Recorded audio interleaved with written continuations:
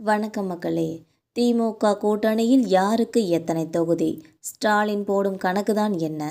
உத்தேச பட்டியலை பற்றி இந்த வீடியோவில் ரொம்ப விரிவான ஒரு தொகுப்பாக பார்க்கலாம் வாங்க. தமிழக சட்டமன்ற தேர்தலை எதிர்கொள்ள அரசியல் கட்சிகள் அனைத்துமே தயாராகி வந்து கொண்டிருக்கிறது. அந்த வகையில் கூட்டணி தொடர்பான பேச்சுவார்த்தை தீவிரம் அடைந்து வரும் இந்த நிலையில் விரைவில் தொகுதி பங்கீடும் முடிவடைய உள்ளது.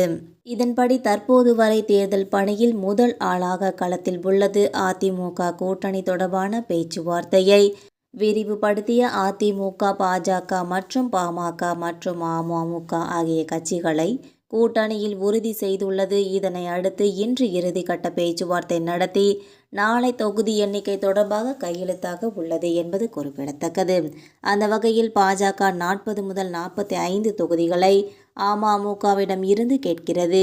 இதில் பாஜகவிற்கு 20 முதல் 25 தொகுதிகளும், உள் ஒதுக்கீடாக அமமுகவிற்கு 8 முதல் 10 தொகுதிகளும், ஐஜேகே புதிய நீதி கட்சிக்கு தலா 2 தொகுதிகளும், தமாகவிற்கு 4 முதல் 5 தொகுதிகளும், ஜான் பாண்டியனின் தமிழக முன்னேற்ற கழகத்திற்கு 2 தொகுதிகளும், அதிமுக கூட்டணியில் உள்ள பாமகவிற்கு 18 தொகுதிகளும், ஒரு ராஜ்யசபா தொகுதிகளும், புரட்சி பாரதம் கட்சிக்கு 2 தொகுதிகளும் ஒதுக்கப்படும் எனவும் தெரிகிறது.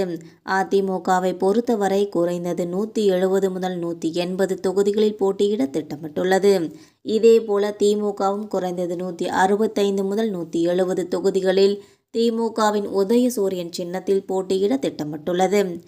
2021ஆம் ஆண்டு சட்டமன்ற தேர்தலில் மொத்தமுள்ள 234 தொகுதிகளில் திமுக 173 தொகுதிகளும், காங்கிரஸ் 25 தொகுதிகளும், விடுதலை சிறுத்தைகள் 6 தொகுதிகளிலும், மார்க்சிஸ்ட் கம்யூனிஸ்ட் கட்சிக்கு 6, இந்திய கம்யூனிஸ்ட் கட்சிக்கு 6, மதிமுகவிற்கு 6, இந்திய யூனியன் முஸ்லீம் லீக் 3, கொங்குநாடு மக்கள் தேசிய கட்சிக்கு 3, மனிதநேய மக்கள் கட்சிக்கு 2, தமிழக வாழ்வுரிமை கட்சி, அகில இந்திய பார்வர்டு பிளாக் ஆதி தமிழர் பேரவைக்கு தலா 1 தொகுதிகளும் ஒதுக்கப்பட்டது.